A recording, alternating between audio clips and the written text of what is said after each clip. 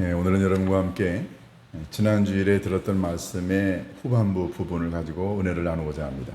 올해 지난 주일에 사도 바울이 하나님의 사람으로 일컬어지는 디모데에게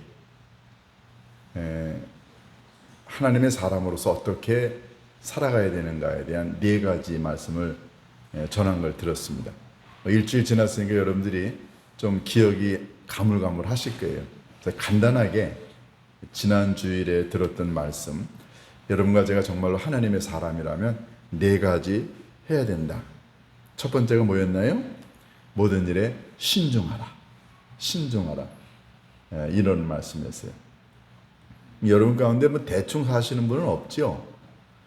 몸을 막 굴리거나 여러분의 재산을 함부로 엉뚱한 데 쓰거나 또 여러분의 소중한 시간을 허비하거나 이런 사람 없지 않습니까? 그런데 개 중에 세상에는 보면은 몸, 쾌락, 돈, 시간 이런 걸 그냥 막 쓰는 사람들이 확실하게 있습니다. 하나님의 사람은 이 몸이 하나님으로부터 온 것이니까 우리가 이 몸을 가지고 더럽고 추악한 곳에 내버려 두지 않고 하나님의 영광을 위해서 쓴다는 거 얼마나 중요합니까? 사도 바울이 예를 들지 않았나요? 너의 몸을 더러운 창기에게 맡기지 마라. 우리가 몸을 신중하게 사용해야죠. 돈 신중하게 써야 됩니다. 시간 얼마나 아까운가요? 요즘에 저도 나이 좀 자꾸만 먹으면서요. 한 10년만 더 젊었으면 좋겠다는 생각이 들어요. 이 욕심이죠. 할 일이 너무너무 많고 해야 할 일이 너무 많고 그런데 점차 이제 은퇴도 가까워오고 하니까 그런 조급함이 사실은 듭니다. 이거 시간 굉장히 중요하죠. 신중해야 됩니다. 돈도 얼마나 중요한가요? 우리가 버는 이 돈 가지고 어디다 쓸 것이냐 너무너무 중요합니다. 여러분이 번 돈이 여러분의 돈인가요? 아니면 여러분이 쓴 돈이 여러분의 돈인가요? 어떤 분은 돈을 한 번도 써보지 않은 분들은 번 돈이 자기 돈이래. 여러분, 번 돈은 자기 돈이 아닙니다. 그 은행에 넣어놨는데 갑자기 금융 위기가 오면 날아가면 내 돈 아니에요. 진짜 내 돈은 어떤 돈이죠? 쓴 돈만이 내 돈입니다. 그러니까 돈도 얼마나 중요해요. 돈 쓰는 거. 가만히 보면 몸, 시간, 재능, 돈 신중해야죠. 두 번째, 고난을 받으라. 이게 무식하고 게으르고 무지해서 당하는 고난이 아니라 하나님 나라와 교회와 복음을 위해서 당하는 어려움을 가리켜 고난이라고 얘기를 했어요. 그래서 여러분과 저는 그리스도인은 고난이 없다고 한다면 조금 의심해 봐야 됩니다. 왜냐하면 고난은 희생과 헌신과 섬김이 있어야 되기 때문에 당연히 그리스도인의 삶은 힘들어요. 이게 고난을 받는 거죠. 세 번째, 사도 바울은 뭐라고 했습니까? 전도자의 일을 하라.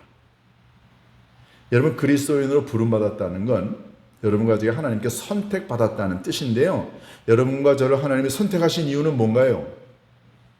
예수 믿고 구원받아 하나님의 자녀가 되는 것?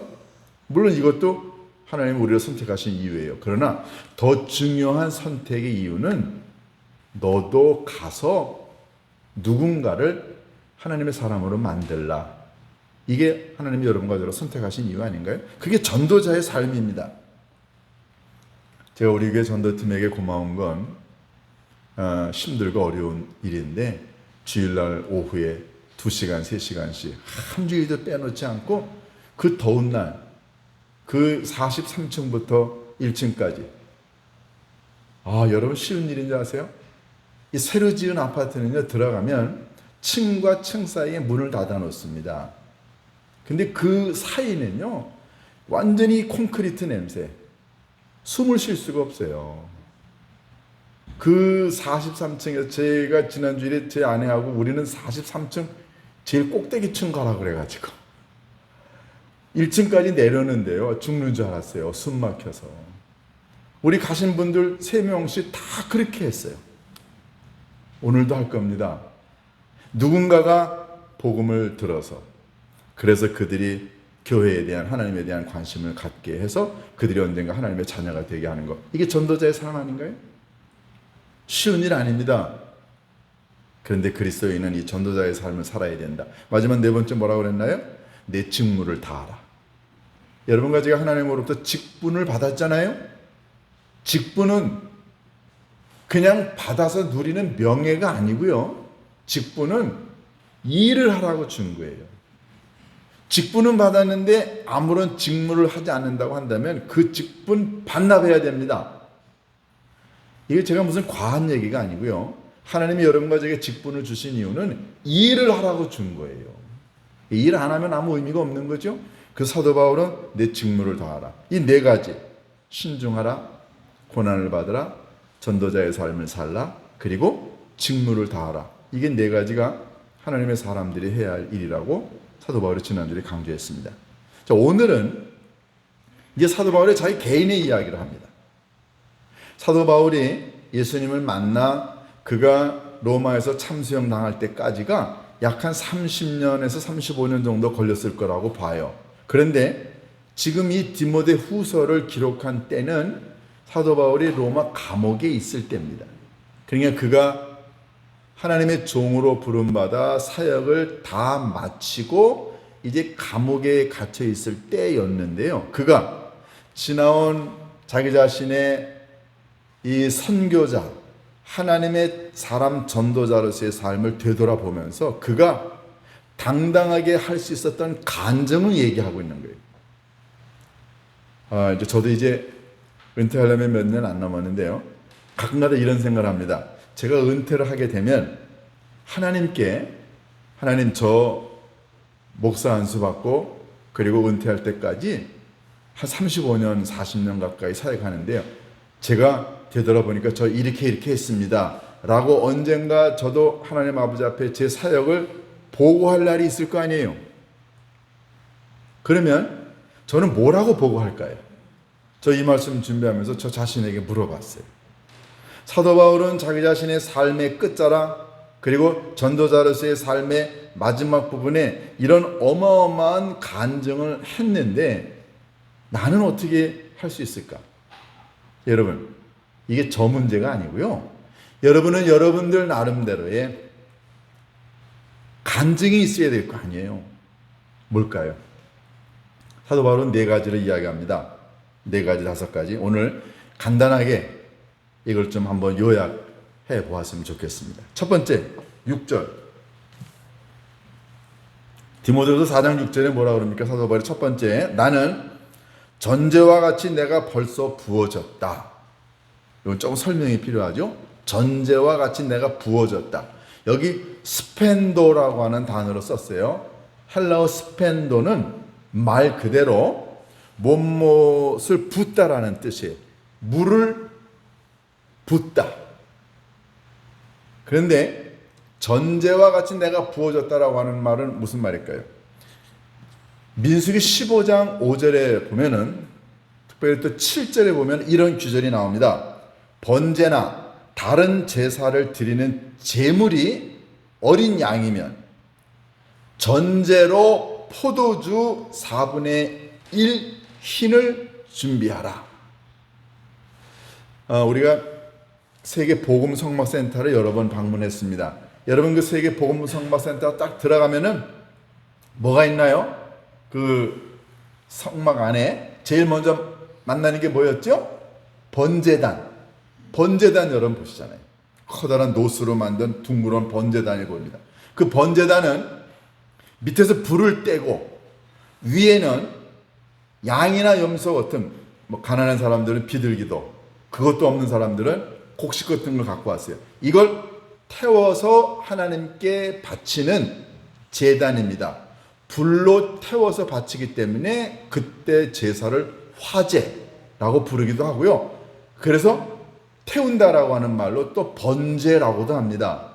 그런데 양이나 염소 같은 제물을 하나님께 드릴 때 이걸 더 최고의 것을 드리기 위해서 그 제물 위에다가 포도주를 뿌렸어요. 고대시대 때 포도주는요, 지금 우리가 마시는 이런 포도주하고는 달랐습니다. 특별히 하나님께 포도주를 제물로 이 전제로 드릴 때에는 최고의 포도주를 드렸어요. 요즘은 뭐 발효기술이나 이런 게 좋으니까 포도주를 쉽게 만들지만 고대 시대 때는 포도주 만드는 게 쉽지 않았습니다. 그런데 이 제물 위에 양이나 염소나 이런 것들 위에다가 포도주를 뿌리면 포도주 맛이 이 제물과 섞여가지고서는 아주 아름다운 향이 생겨났다 그래요. 그래서 양이나 염소만 하나님께 그냥 제물로 드려도 되는데 거기에 더해서 기쁜 마음으로 자원하는 마음으로 더 좋은 것을 하나님께 드리려고 포도주를 뿌릴 때 그걸 전제로 뿌린다 이렇게 표현을 했어요. 사도 바울이 지금 자기 자신을 가리켜 내가 벌써 하나님께 전제와 같이 뿌려졌다라고 이야기하는 거예요. 무슨 의미일까요? 사도 바울은 예수님 만나서 목회자와 선교자의 삶을 살아가면서 사도 바울은 무슨 생각을 했냐면요. 나는 내 몸이나 시간이나 내 열정이나 내 가진 모든 것들이 내게 아니고 아버지 하나님께 드려지는 제물이다 이렇게 생각을 했어요. 여러분 정말로 여러분과 제가 그렇게 생각하나요? 우리가 하나님께 바쳐지는 제물인가요? 사도 바울은 자기 자신의 모든 것들을 하나님께 기쁜 마음으로 자원하는 마음으로 드리는 제물에 뿌려지는 전제처럼 자기는 이미 벌써 하나님께 뿌려졌다고 얘기를 합니다. 여러분 세상에 있는 사람들이 누가 자기 자신을 희생하고 죽이고 내놓고 포기하려고 하나요? 아무도 그렇지 않습니다. 저도 그렇지 못합니다. 대부분의 사람들은 내 걸 챙기려고 하고요. 내가 인정받으려고 하고 내가 대접받으려고 하고 내가 더 모으려고 하지 내 시간을 내고 눈물을 내고 땀을 내고 호주머니를 털고 그래서 모든 것들을 더 아름답게 하나님과 하나님의 일을 위해서 쓰려고 하지 않습니다. 이거 쉬운 일이 아니에요. 그런데 사도 바울은 뭐라고 얘기합니까? 나는 벌써 이미 나 자신을 뿌려지는 포도주처럼 전제로 하나님께 이미 뿌렸다. 누군가가 살면서 자기 자신의 시간을 하나님께 바치는 희생 제물로 누군가가 자기 자신의 몸과 시간과 열정과 땀을 아버지 하나님께 바치는 제물로 정말로 바칠 수 있다고 한다면 아름다운 사람 아닌가요? 여러분 이렇게 전제로 뿌려진다고 하는 것은 몇 가지 의미가 있어요. 첫 번째는요. 이건 자발적으로 하는 거예요. 원래 희생 제물만 드려도 괜찮아요. 양이나 염소를 드릴 때 밑에서 나무로 불을 떼고 그 다음에 그 고기가 타면서 연기가 나면 고대 사람들은 그 연기를 하나님이 받으신다고 생각했어요. 일반 번제는 그냥 제물만 합니다. 그런데 이 전제 즉 포도주나 독주 같은 걸 뿌리는 건 이거는 엑스트라로 더 하는 거예요. 더. 제가 목회를 하면서 또 제가 개인적으로 아버지 학교나 월드비전이나 뭐 이런 걸 하면서 늘 제 가슴속에 갖고 있는 한 가지 변하지 않는 진리가 있습니다. 그건 뭐냐면 내가 할 수 있는 데까지는 해보자 이거예요. 대충 하자는 게 아닙니다. 내가 할 수 있는 게 10인데 한 7이나 8가지만 하고 둘 셋은 남겨놓자. 저 한 번도 그런 적 없습니다. 왜냐하면 언젠가 하나님 아버지 앞에 제가 갔을 때 하나님이 이렇게 물으실 수 있어요. 내가 10개 이상 할 수 있었어. 그래서 내가 너에게 10개를 줬잖아. 근데 너 나를 위해서 몇 개 썼냐? 7개, 8개만 썼네. 그럼 2, 3개 어디 갔어? 하나님이 물으실 거 아니에요. 그럼 제가 뭐라고 얘기합니까? 그 2, 3개요? 잃어버렸나요? 땅속에 묻어놨나요? 그러니까 달란트 비유가 그래서 나온 거예요. 묻어놓지 말자는 거죠. 하나님이 10개 줬으면 10개를 다 쓰고 나머지 1, 2개라도 더 만들어서 아버지 하나님께 드리자는 거예요. 사도 바울이 내가 이미 전제와 같이 뿌려졌다라는 말은 이것은 자발적으로 더 많이 힘에 붙이도록 아버지 하나님께 자기 자신을 드렸다는 얘기입니다. 사도 바울도 매 맞고 싶지 않았어요. 사도 바울도 이렇게 죽음을 각오하지 않을 수도 있었습니다. 그런데 사도 바울은 수도 없이 많은 고난과 아픔을 당했어요. 그것 도망가지 않고 피하지 않았습니다. 얼마든지 피할 수 있었지만 사도 바울 그러지 않았어요. 사도 바울은 알았죠. 자기 자신이 아버지 하나님께 부어지는 전제와 같은 엑스트라로 더 많이 뿌려지는 존재가 되었으면 좋겠다는 생각을 가진 거죠. 여러분, 교회 일도 하나님의 일도 하나님이 주신 10개 중에 7, 8개만 하는 사람을 통해서는 하나님의 나라가 이루어지지 않습니다. 정말로 하나님의 나라는 하나님이 10개를 줬는데 이거 10개를 드리고도 모자라, 안타까워, 더 드렸으면 좋겠다라고 해서 엑스트라로 더 드리려고 하는 사람을 통해서만 하나님의 나라가 움직입니다. 전제란 그런 의미예요. 나는 이미 아버지 하나님께 쏟아 부어졌다. 제가 여러분과 함께 우리 높은 예수님께를 섬기면서 늘 강조하는 게 그겁니다. 우리도 빚이 많아요. 우리도 할 게 너무너무 많아. 그런 돈 몇 천만 원 있으면 우리 교회 썼으면 좋겠어요. 맞는 얘기입니다. 틀린 얘기 아니에요. 그런데 언제 우리가 넘칩니까? 사람이 넘칠 때 뭘 할 수 있다고 생각하세요? 아닙니다. 넘칠 때 사람들은 일하는 게 아니고요. 진짜로 일하는 사람은 없는 가운데서 일합니다. 하나님이 정말로 기뻐하시는 건 그거예요. 우리가 힘들고 어려워도 우리를 위해 쓰지 않고 어떻게 하면 누군가를 도울 수 있을까? 어떻게 하면 우리 교회가 아버지 하나님께 바쳐지는 전제와 같이 다 쏟아 부을 수 있을까? 하나님이 기다리는 건 바로 그겁니다. 우리의 관심을 쏟아붓고 우리의 사랑을 쏟아붓고 호주머니를 쏟아부을 때 전제처럼 재물 위에 또다시 내가 뿌려질 때 아버지 하나님은 그 정성을 보시고 아름답게 기적을 일으켜 세워주십니다. 두 번째, 이 전제와 같이 뿌려진다는 말은요, 조건이 없는 거예요. 여러분, 희생 제물이 이 번제단 위에, 화제 위에 올라가고 난 다음에 이렇게 얘기할 수 있나요? 하나님, 제가 번제물에 올라가서 저 자신을 태울 테니까, 쏟아 부어줄 테니까, 그러니까 내가 이렇게 했으니까 하나님 내 가정에 이렇게 도와주세요. 이게 뭐 하나님하고 거래하는 건가요? 세상에서는 거래합니다. 근데 우리는 하나님하고 거래하지 않습니다. 여러분과 저는 아버지 하나님이 베풀어 주신 은혜에 감사하여 하나님께 드릴 뿐입니다. 그러니까 이 전제처럼 뿌려진 존재는 그 다음을 얘기하지 않습니다. 하나님, 내가 이렇게 했으니까 하나님 이렇게 우리 교회를 축복해 주시고 내 가정을 축복해 주세요. 이게 아니고요.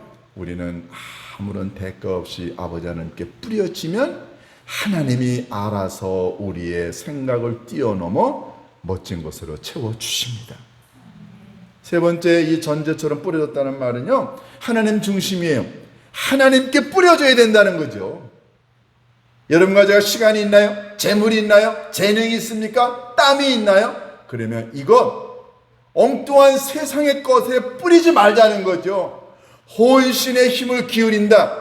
내 모든 정열을 쏟아 붓는다. 이런 말 하지요.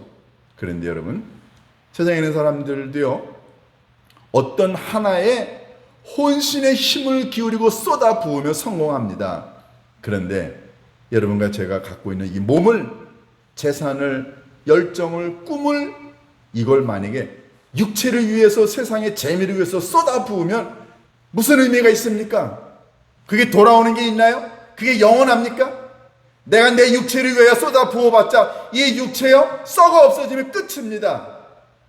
정말로 여러분과 제가 쏟아 부어야 될 대상은 하나님이에요. 하나님의 일이고요, 하나님의 교회에 여러분과 제 열정을, 삶을, 비전을, 꿈을 쏟아 부으면 아버지 하나님이 우리가 기대하는 것 이상으로 아름답게 대갚아 주실 줄로 믿습니다. 이게 바로 전제처럼 쏟아 붓는다는 거예요. 제가 여러분에게 한 가지 질문하게 됩니다. 여러분은 여러분의 가장 소중한 것을 어디에다가 쏟아 붓고 있나요? 이거 우리가 물으면서 살아야 되지 않나요? 두 번째, 사도 바울은 나의 떠날 시각이 가까웠다 이런 얘기를 합니다. 이건 뭐 문자적으로 보면은 사도 바울이 이제 죽을 날이 얼마 남지 않았다는 그런 뜻 맞습니다. 사도 바울이 지금 로마 감옥에 갇혀 있으니까요. 그리고 나이가 이미 60에서 65세 정도 됐을 거예요. 그러니까 사도 바울이 얼마 후에 참수당에 죽을 걸 아니까 나의 떠날 시각이 가까웠다 이렇게 얘기합니다. 그런데 이 떠난다고 하는 이 단어는요, 고대시대 때는 언제 사용했냐면 배가 항해를 하려고 출정을 준비할 때 이때 배가 온 세상을 향해 떠난다 같은 단어를 썼어요. 군인이 전쟁터로 나가려고 할 때 이 단어를 썼습니다. 운동선수가 출발선에 서가지고서는 이제 달리기를 하려고 준비할 때 떠날 준비가 되었다 이 단어를 썼어요. 그러니까 이 떠날 준비가 되었다라고 하는 말은 사도 바울에게는 이 세상에서의 삶을 마감하고 하나님의 나라로 떠날 준비가 되었다 그 말이죠. 그러면 사도 바울은 죽음이 인생의 끝이라고 생각했나요? 아닙니다. 여러분, 항해하는 배가 떠날 준비가 되었다고 한다면 목적지가 있어서 가는 거죠. 군인이 전쟁터에 나가서 출정 준비가 되었다. 그럼 전쟁터가 있습니다. 운동선수가 출발선에서 떠날 준비가 되어 있다. 그러면 목적지가 있는 거예요. 여기서 떠날 때가 되었다라는 말은 사도 바울은 이제는 나는 참수당에 죽으면 내 인생은 끝이다가 아니라 사도 바울은 내가 갈 곳은 하나님의 나라라. 하나님께서 기다리고 있는 하나님의 나라. 사도 바울은 거기를 사모하고 그걸 믿으며 그걸 바라보고 사역을 했습니다. 내 본향은 땅이 아니라 하나님의 나라다. 언젠가 여러분과 저도 이 땅에서의 삶을 마감하고 하나님께 가겠죠. 중요한 건 우리는 이 땅에서의 삶이 끝이 아니라 하나님의 나라에서 영원한 천국에서 우리들의 삶을 이어간다는 것입니다. 그러니까 여러분과 제가 이 땅에서 힘들고 어렵고 고난을 당하거나 아니면 사도 바울처럼 나 자신을 전제와 하나님께 다 뿌려줘도 이게 내 인생의 끝이 아니고 나는 언젠가 아버지 하나님 앞에 도달해 거기서 영원한 천국에서 살게 된다는 확신을 갖는 것이 얼마나 중요한가요? 우리는 끝이 아닙니다. 언젠가 제가 여러분을 하나님의 나라에서 우리 모두가 서로 만날 수 있지 않아요? 여러분, 그걸 바라보면 지금 힘들고 어려워도 이길 수 있습니다. 근데 이 하나님의 나라에 대한 희망이 없으니까 그러니까 매일매일이 힘든 거예요. 매일매일이 지옥이고요. 천국을 바라보고 내 본향은 하나님의 나라라고 하는 믿음을 갖게 되면 여기서 지내는 거 어려운 거 다 이길 수 있습니다. 그러니까 사도 바울은 감옥에 있으면서도 나의 떠날 날이 가까웠다 그러면서 아름다운 믿음의 고백을 할 수 있었습니다. 세 번째, 7절에 뭐라고 그랬어요? 나는 선한 싸움을 싸우고. 이게 제가 개인적으로 제일 좋아하는 말이 이겁니다. 선한 싸움을 싸우자. 근데 우리는 주로 어떤 싸움 싸워요? 맨날 더럽고 추잡한 진흙탕 싸움만 해요. 여러분, 선한 싸움이라는 건 내가 하나님의 일을 하려고 하나님의 나라 확장을 위해서 하나님의 교회를 위해서 하려고 하는데 자꾸만 사탄이 막아요. 못하게 막아. 그럼 우리가 싸우는 싸움의 대상은 누굽니까? 이건 마귀여야 돼. 근데 우리는 주로 마귀하고 안 싸우고 누구하고 싸워요? 아내하고 싸우고 남편하고 싸우고 자식하고 싸우고 부모하고 싸우고. 우리의 싸움의 대상은 혈과 육이 아니라 그랬잖아요. 우리의 싸움의 대상은 우리가 하나님의 일꾼으로서 살아갈 때 그걸 방해하는 사탄이 우리들의 대적이어야죠. 사도 바울은 나 선한 싸움을 싸웠다. 그러니까 늘 하나님의 일을 위해서 애쓰고 수고하고 투쟁했다는 거죠. 여러분 옆에 사람들 좀 보세요. 이게 싸워야 될 대상인가 좀 보세요. 네 번째, 사도 바울은 나의 달려갈 길을 마쳤다 그랬어요. 사도 바울은 달려갈 길이 있다고 생각했어요. 여러분, 달려갈 길이 있다는 말은 나는 해야 할 일이 있다는 거예요. 여러분, 마라톤 선수가 말해요. 목적지가 저기 있는데 그걸 달려가야 되는데 엉뚱한 데로 가면은 끝납니다. 엉뚱한 데로 1시간 만에 갔어요. 42km를. 그 꼴찌입니다. 그 아무 의미가 없어요. 달려갈 길은 항상 가야 할 길을 의미합니다. 여러분과 저는 달려가야 될 길이 있지 않아요?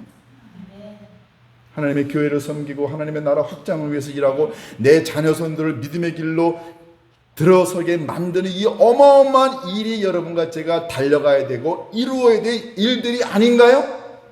사도 바울은 이거를 마쳤다 그랬어요. 마쳤대. 여러분 이게 아무나 할 수 있는 말이 아니지요. 여러분과 제가 하나님 아버지 앞에 갔을 때 하나님께서 우리들에게 이렇게 물으실 수 있어요. 내가 높은 배심교회 담임 목사로, 내가 너를 높은 배심교회 장로로, 권사로, 안수집사로, 집사로 세웠어. 근데 내가 너에게 맡겨준 일 다 마치고 왔느냐? 라고 물으면 여러분 뭐라고 대답하실 거예요? 다. 여러분 이게 부끄럽지 않습니까? 다 마쳤다는 말은 하나님이 우리에게 맡겨주신 사명을 내가 완수했다는 거죠. 우리 부족하지만 하나님의 나라에 갈 때까지 하나님이 내게 주신 직분과 그 직무를 정말로 열심히 혼신의 힘을 기울여 감당하려고 하다가 하나님 앞에 가면 하나님이 우리의 그 노력과 정성을 보시고 인정하십니다. 그런데 줬는데 대충 다 마쳤다고 얘기할 수 없죠. 마지막 사도 바울은 7절 마지막 절에 뭐라고 그랬습니까? 나는 믿음을 지켰다. 믿음 지키는 거 쉽지 않은 것 같아요. 그렇죠.